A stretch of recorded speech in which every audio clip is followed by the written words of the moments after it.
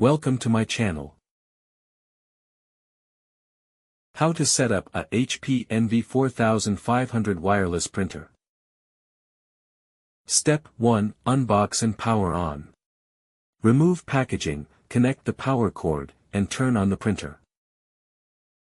Step 2. Install ink cartridges. Open the ink access area and insert cartridges into the slots. Step 3. Load paper.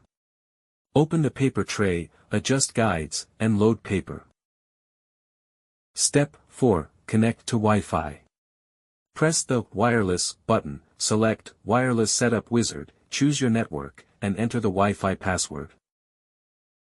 Step 5. Install printer software.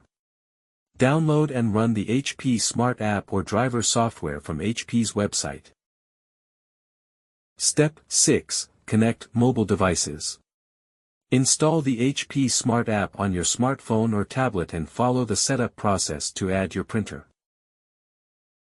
Step 7. Add printer.